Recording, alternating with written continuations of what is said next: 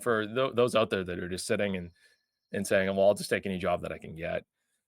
It's one of the first things that we train coming into painter growth when you sit down on the on-ramp call is switching that to I'll take any job that I can get to no, these are the exact jobs that I want, and we're going to go get them. And that allows you to start running your business in a way that is serving you instead of you just serving it and doing jobs for customers or small jobs or jobs that you just really don't want to do. It's a big mindset shift, and then it's a totally different shift in terms of how your marketing and your sales process goes. When your leads are low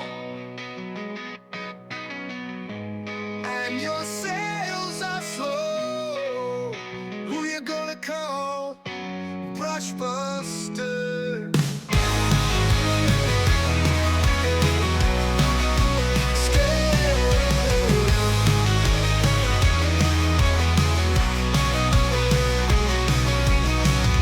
Scaling up the game. Hey guys, this episode has been generously sponsored by Drip Jobs. If you're looking to save time, close more jobs, Drip Jobs is the CRM built specifically for painting contractors. You can manage your leads, automate your follow-up, build proposals, and send invoices all in one place. And with powerful tools like production rates and job costing, it will allow you to work smarter, not harder. So I really recommend trying Drip Jobs to see how it can help streamline your business. And we have a link for you in the description. Check out the special offer for this podcast now. Hey everyone, welcome to another episode of Brushbusters. It's Coach Jesse here, and it's a solo episode today. All the other coaches today are busy coaching all of our wonderful clients. It's middle of the busiest season of the year, and everybody is slammed. So I'm going to go through some letters and have some fun with you guys today, and we're going to see where it goes. This is the first time I've done a solo episode, so we will see what happens. So the first letter is from Tony. Hey, Brushbusters, I've been ramping up my marketing and it's working. I've been getting a lot more estimates requests than I used to. The issue, I'm running around town doing quotes all week, and most of them don't close. I'm starting to wonder if I'm attracting the wrong types of leads, or maybe I'm just doing something wrong when I meet with them. I don't want to waste hours driving and quoting for people who were never serious to begin with. How do I qualify leads better before I book the estimate? And how do I protect my time while still giving a great experience? Thanks. Okay. Awesome question. And it's something that's super common as well. Once you start ramping up your lead volume and you start generating a lot more leads, typically in the beginning, they're not all quality leads. And there's something and a concept that we can introduce today. There's something called an MQL, which is a marketing qualified lead. That's somebody that has raised their hand and said, yeah, I'm interested in a free estimate. That doesn't necessarily mean they are an SQL, which is a sales qualified lead. Okay, marketing qualified lead is very different than a sales qualified lead.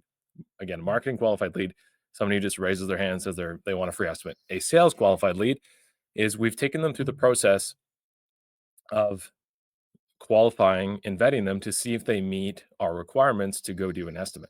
So that's where we introduce a concept called the lights out setup call, where once somebody becomes a marketing qualified lead, you call them and you walk them through a preset question list. And in that list, you're determining whether you would rate them a sales qualified lead or not. And so again, the things on that lights out setup call is you're going to start to understand the scope of work, right? Is it a bedroom or is it a full exterior or a full interior? That's going to determine whether or not, we would deem that as a qualified lead or not. And then understanding their timeline, right? If your schedule is booked out for 8 weeks and their timeline is they have to get it done next week, then we don't have capacity and we can't change things around. Again, that wouldn't be a qualified lead because you don't have a way to service it. Then going into both decision makers going to be present on site when you're there. Now that's from a standpoint of, it's always easier to close on the spot, and it's virtually very difficult to close on the spot if you don't have both spouses there or anybody involved in the decision-making process. But the other way I like to frame this one is from the standpoint of the customer experience, where if I show up and go do an estimate and I'm talking to one of the spouses, understanding what's important to them and getting clear, and I sign the contract, and then I show up and our crew starts to delivering on that. But the other spouse had different expectations, well, it's going to be virtually impossible for me to deliver a 13 out of 10 experience for them. So having both decision makers there, it starts because of the sales process, but it's really about that customer experience. Now, again, understanding these things, and if they're not willing to have both parties there, generally I'm not going to qualify that person as well because I know they're probably not that serious about the job. There are some circumstances where I will make that, but there's using a lot of what we call sales EQ, like emotional intelligence, and deciding whether or not that is a worthwhile estimate to do. As you continue to go through, you're looking for these things of which you deem are jobs that you want to do or don't want to do, and that's a really important distinction, right? Is what jobs, for those out there that are just sitting and saying, "Well, I'll just take any job that I can get." It's one of the first things that we train coming into painter growth when you sit down on the on-ramp call is switching that to, "I'll take any job that I can get," to, "No, these are the exact jobs that I want, and we're gonna go get them." And that allows you to start running your business in a way that is serving you instead of you just serving it and doing, jobs for customers or small jobs or jobs that you just really don't wanna do. It's a big mindset shift, and then it's a totally different shift in terms of how your marketing and your sales process goes.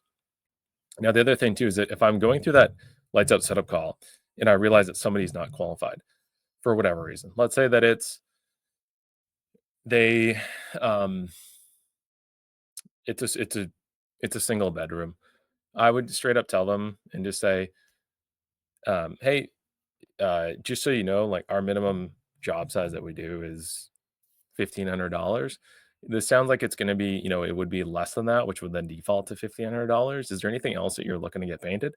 And if they say no, she's like, "Hey, I totally understand. Like at this time, like, unfortunately, I won't be able to come out and do the estimate. If you guys are looking to do more, or you're okay with that, minimum average job size, that's what our minimum job size that we can do to have a crew show up to come out there and to do that work. And you guys can, call me and I'm happy to help you out at that time." So you just want to make them feel good while also basically declining the estimate and being a little bit more picky. There's nothing worse than running around like a chicken with your head cut off and just doing quotes and then not booking them or not even doing the quotes that you want to do. All right. So that's around the qualifying the leads. It's all around that setup call and understanding, is it truly a sales qualified lead, not just a marketing qualified lead?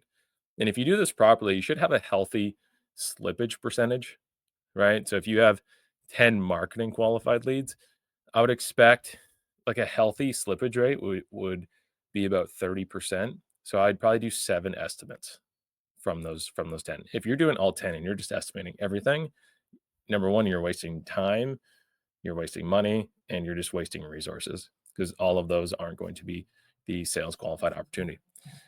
And so that's how you can protect your time, right? Going back to what Tony said at the end there. How do I protect my time with giving the great experience?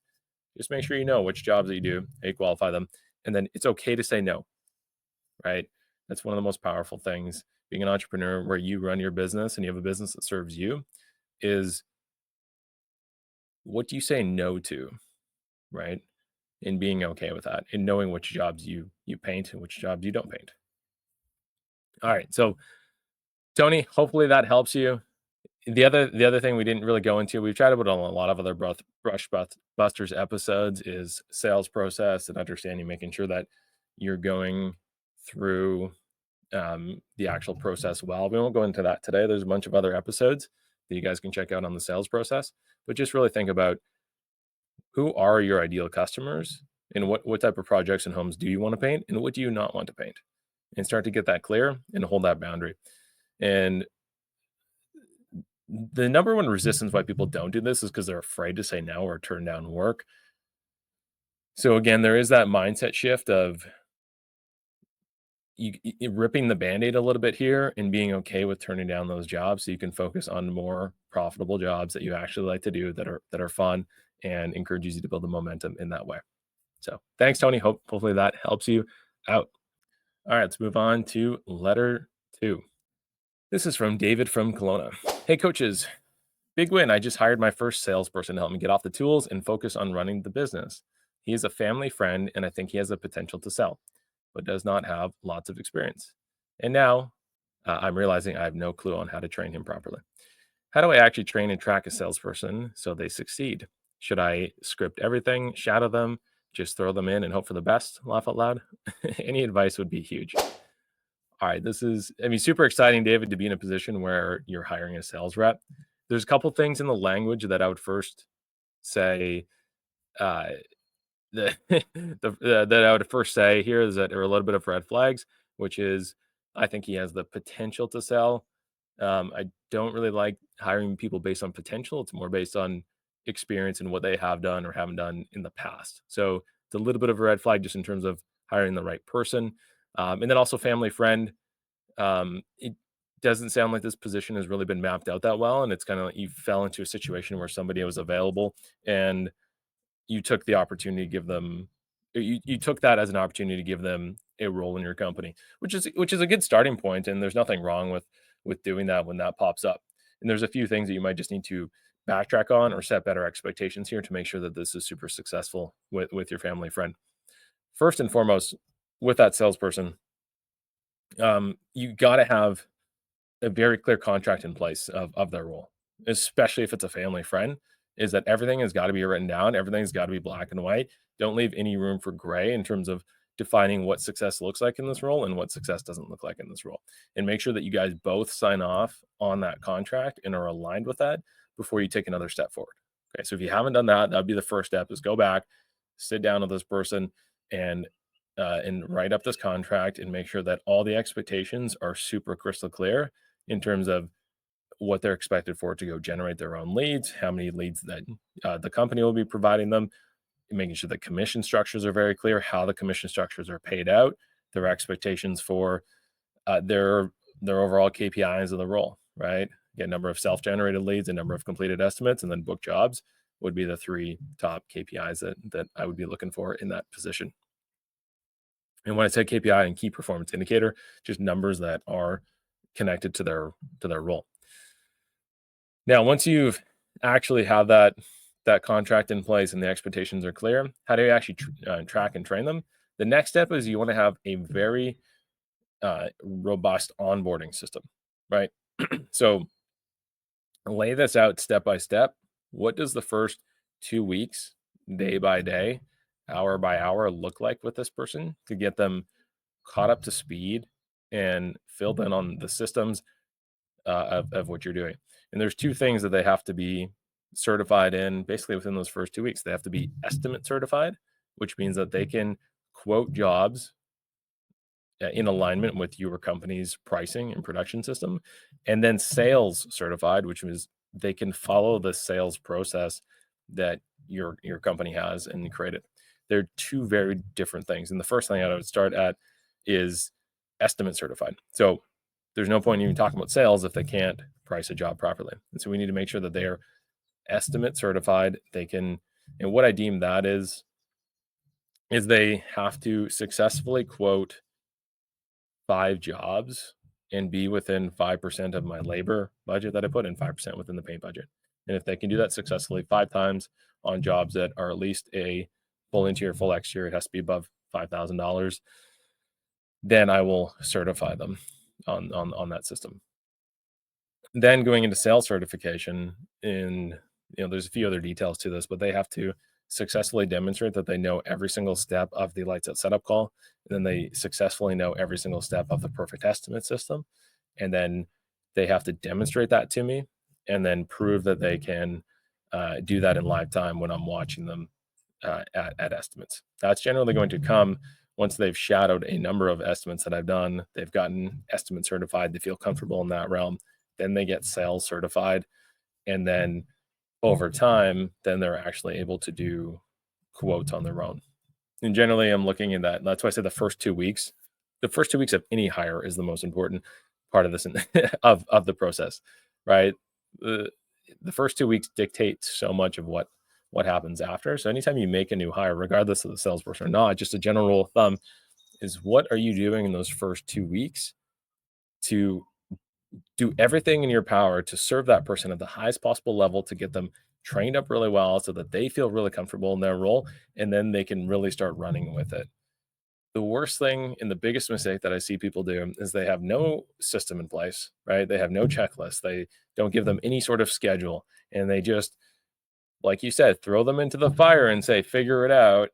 And I mean, that's what an entrepreneur does, right? And these people are generally not entrepreneurs. If they're entrepreneurs, they would start their own business, but they're a salesperson, or that's the role that they've been in, and they need guidance. They need at least the starting point of those critical areas. And if you as a business owner, the entrepreneur, are not putting your foot forward into setting up your people for success, and then you look at this salesperson where you throw them into the fire, you know, 30 days goes by, they haven't booked any work, and you say, well, hiring a salesperson doesn't work. No, that's not fair to anybody at all in that process. Is to do this well and properly. First step first is hiring the right person, right? Hire the right person, then you onboard them. That first 2 weeks is absolutely critical, where they're getting estimate certified, sales certified. And then there's the continuous follow up and the continuous improvement with that person in that role and being that leader for them. If you're not doing each one of those steps as a leader in the business, it's absolutely on you for the results that this person may or may not generate in the business. So bringing on a sales rep, it's a bigger role than it's a really big role, right? I look at, to build a $2 million business, the core infrastructure that I would look at is a sales rep in place, a field marketing manager in place, a production manager, and then an office admin. If you have those four roles, that's really the core infrastructure for a $2 million plus business. And so this sales rep that you're bringing on is 25% of that core to building a multi-million dollar business. And it's a really, really important position that you have outlined really well, and do everything in your power to set them up for success. And just going back to the question, should I script everything, shadow them, right? Just throw them in, hope them for the best. Yes, you should have everything scripted out, systemized, right? And it's one of my other favorite sayings is you got to know the rules before you can break the rules, right? So when we talked about scripting, it's not, hey, I need you to memorize this word for word. I need you to understand that there's a checklist for how we sell and there's a process to follow. Once you've nailed that steps, that's where you can flow in between those steps. You can bring in more of like your authentic way of selling and doing those things, but knowing that you're following a system and a process. That's the most important thing here. And absolutely shadow them, right? They should be shadowing you to start, and you're doing number of reps where they're just practicing that estimating. They're starting to get a feel for what that sales process looks like. And then you flip it where you'll lead certain parts of the estimate and then they'll take over. And then they'll lead where you're shadow and you come in where you need to still book those jobs and to do that. And then eventually you're just purely observing them and shadowing them in that process and watching them close. And then continue to trust them, but verify, right? I hired a sales rep. I was consistently reviewing their estimates, making sure that they were good. And I got a little lazy throughout the season. I got busy with other things. And there was this one project. It was a beautiful home right on the ocean. And we had a subcontractor walk off the job.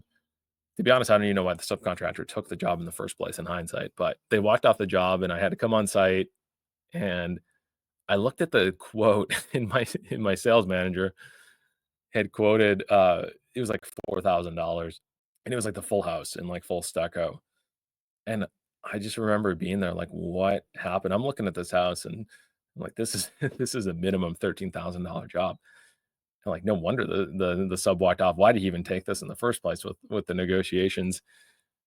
And that's a big mistake that I had going through this process, was not following up enough with my sales rep to make sure that those numbers were in place. That job, I can promise you, after the person that I had do that, he spent 40 plus of his own hours fixing that job, finishing that job. And, we didn't really make any money on that job at all. and I can promise you he never did that again.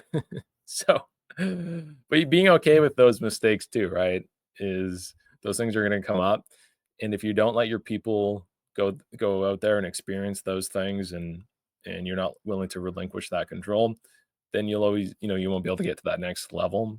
But learn from my mistakes, which is just trust, but more verification throughout until they've really nailed it, and then continue to verify. And it's really really important.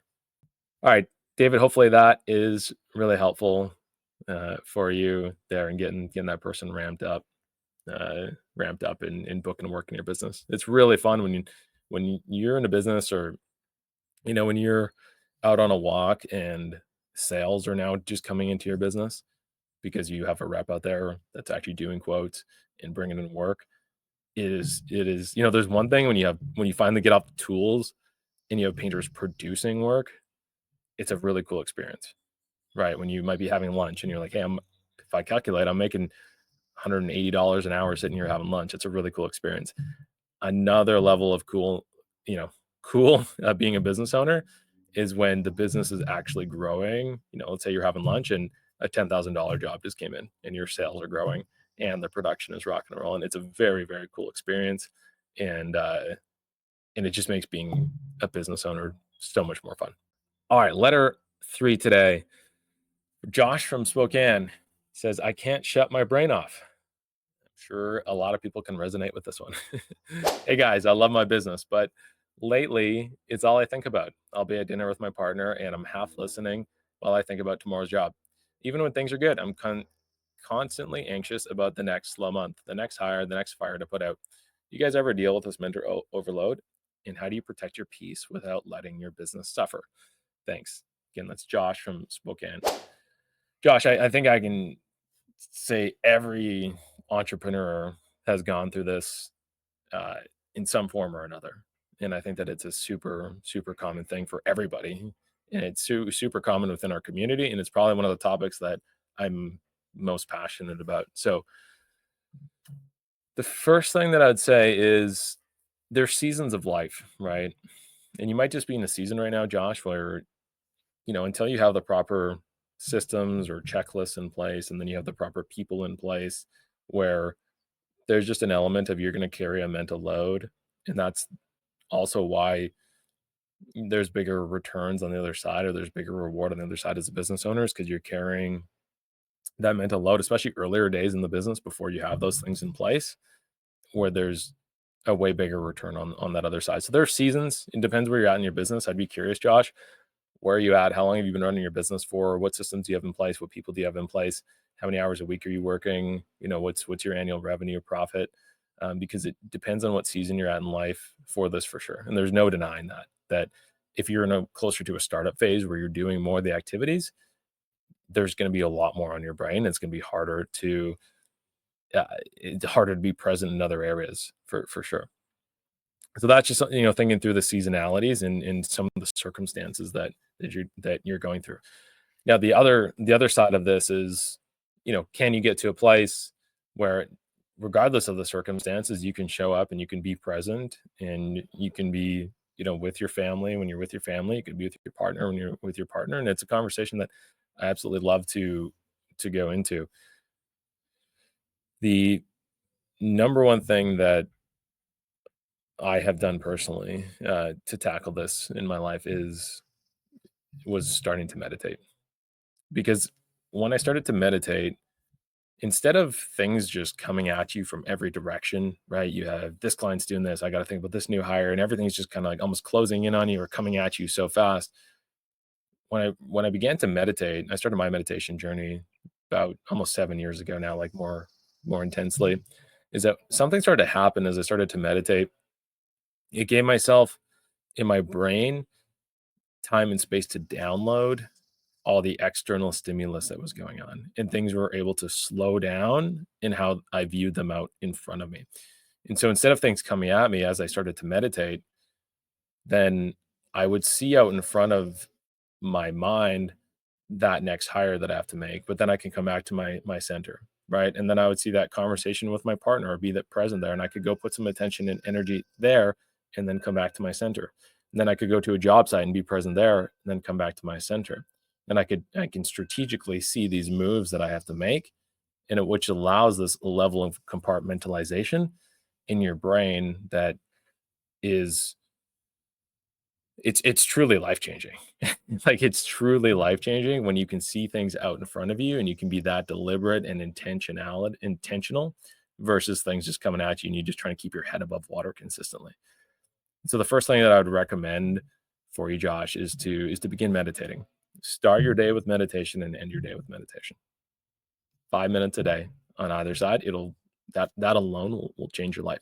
Now, most people they're going to say, "Well, I don't have time to meditate." So I'll share with you guys some wisdom that one of my mentors told me about, and he recommended you meditate for 65 minutes in the morning, which I do most mornings.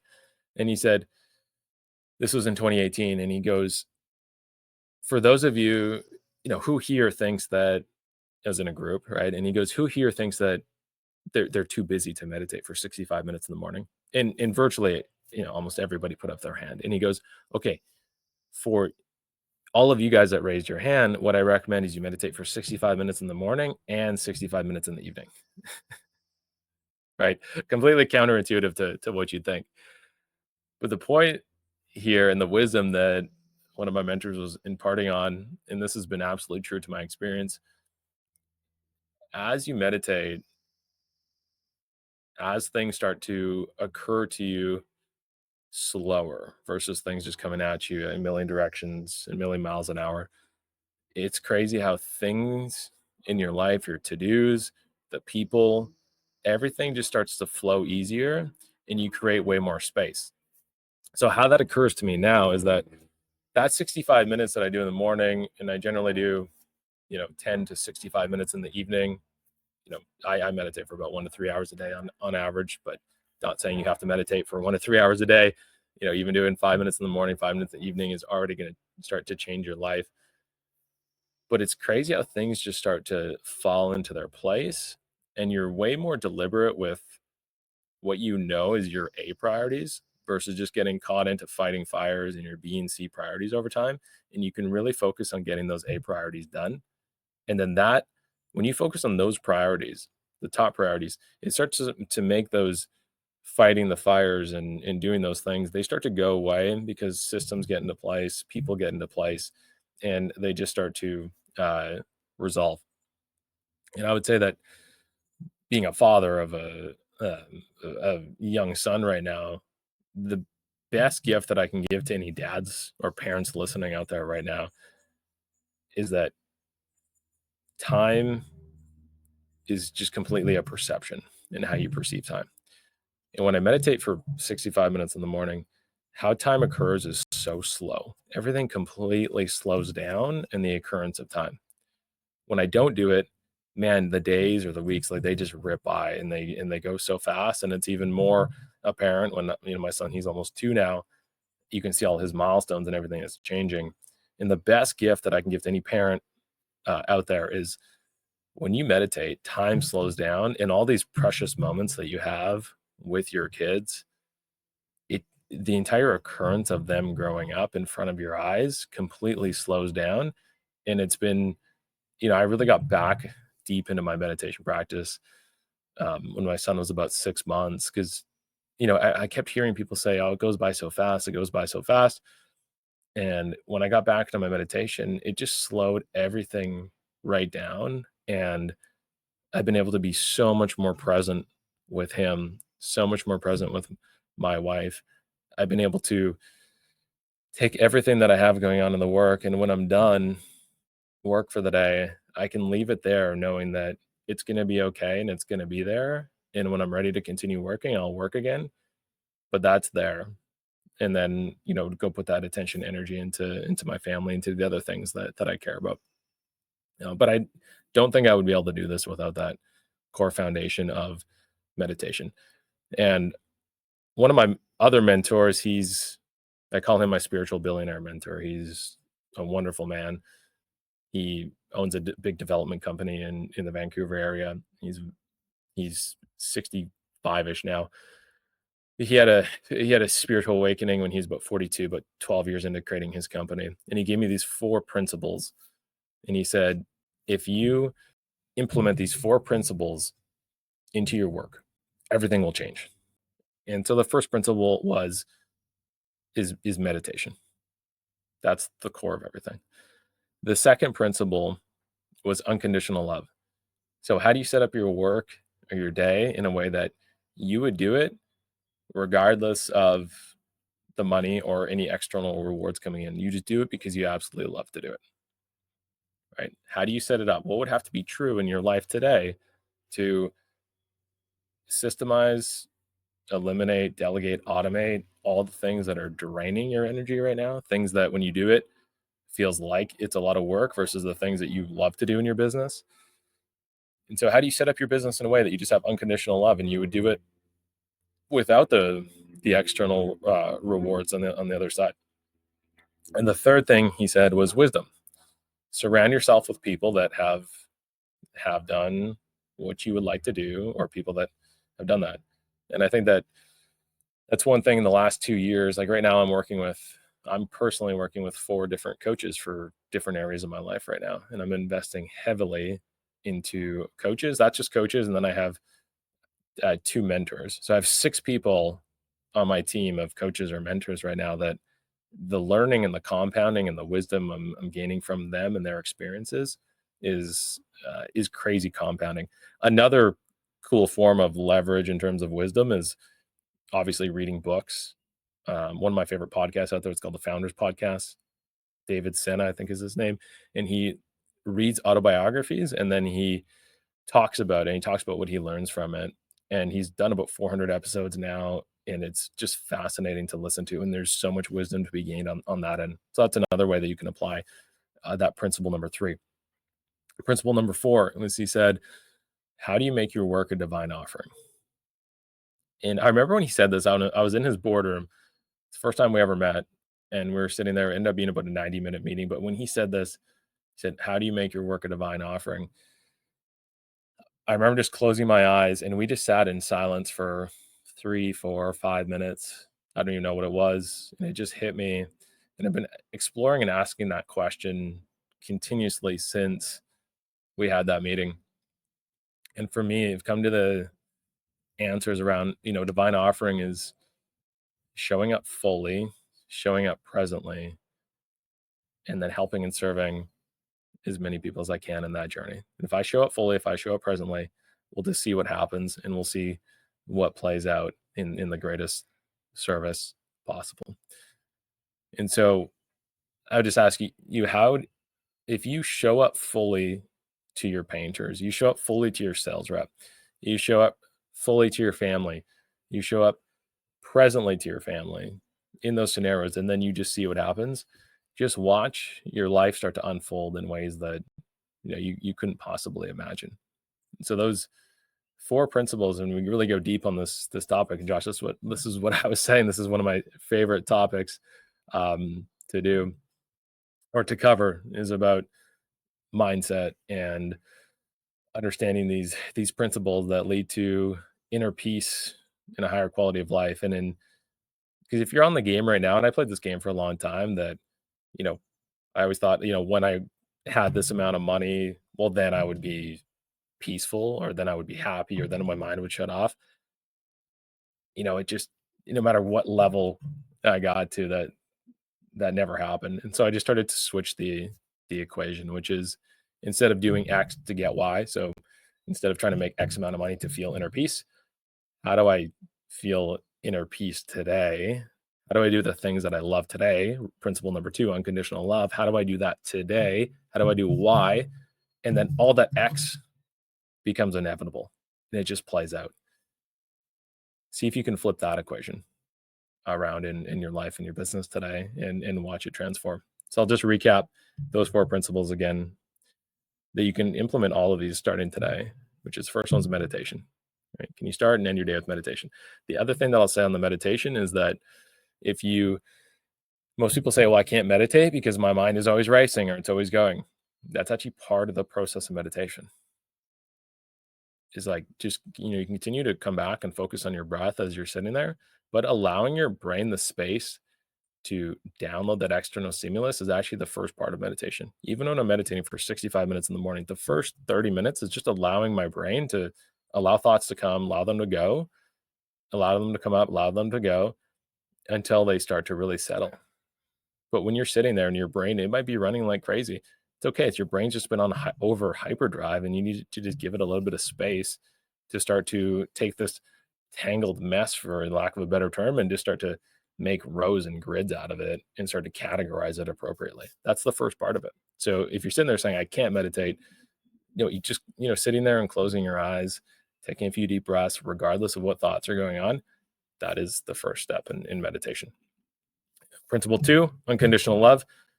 How do you set up your day where you do it regardless of any external rewards? How do you set it up so that you love it? Don't wait to get to a certain revenue point or a certain profit point to start setting up your day and your business in a way that you love. Start doing it today, right? Start doing Y today so that X becomes inevitable instead of living in, once I do X, then I'll do Y. Principle number 3, wisdom. How do you learn from others that have done what you want to do? Again, you can do that through coaches, mentors, or podcasts like you're listening to right now. Again, Founders Podcast, one of my favorite ones.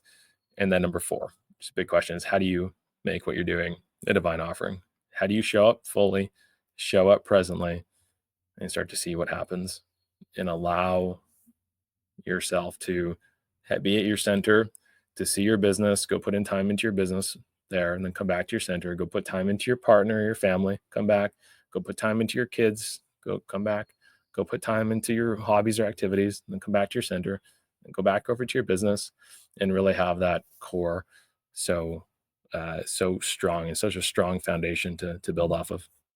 So Josh, hopefully that's a few things that can help you, I wouldn't say shut off your brain, but calm your brain down and have a little bit more inner peace. If you want to play this game for a long time, the entrepreneur game, this is the number one thing to do. Otherwise, you live on this crazy emotional roller coaster, which is a lot of ups, a lot of downs. And frankly, that just becomes exhausting over time, and you're not going to be able to play the game for a long time. When we were at Alex Hormozy's event in Vegas, he said the number one key is to just be in the game for a longer amount of time, right? The average painting company right now exists for about 18 months. No, it's just a crazy short amount of time. So if you can start to understand these mindset principles, get yourself off the emotional roller coaster, live with more inner peace today, enjoy the game you're playing, don't wait for anything, then you play this game for a long time and you're just going to start winning. Just by being in the game for a long time and doing the right things over and over and over again. So, all right. There's one more letter, but I feel like we're going to end that on that one today, because that was a pretty fun one. So let us know what you guys think about this episode. Thanks for all the letters, guys. We appreciate you guys posting in these letters, being vulnerable with what's going on in your world, so we can help you to the best of our ability and to be as great a service to you guys. You can click the link in the description below if you guys have any other letters, want to submit anything. And I do just want to shout out one of our clients, Chris. He runs a business on Vancouver Island. And because we're talking so much about meditation today, Chris has been consistent for the last 3 months in our community, consistently meditating upwards of 65 minutes a day on that alignment in his business. He started last year, did about $350,000 last year. And this year he's on track to do over $1 million. And I was just on a call with him, and he reminded me, he goes, the more you meditate, the easier life gets. And it's cool to see that play out in lifetime as Chris builds his 7-figure business. So guys, thanks for tuning in. This was a lot of fun, and we'll talk to you soon.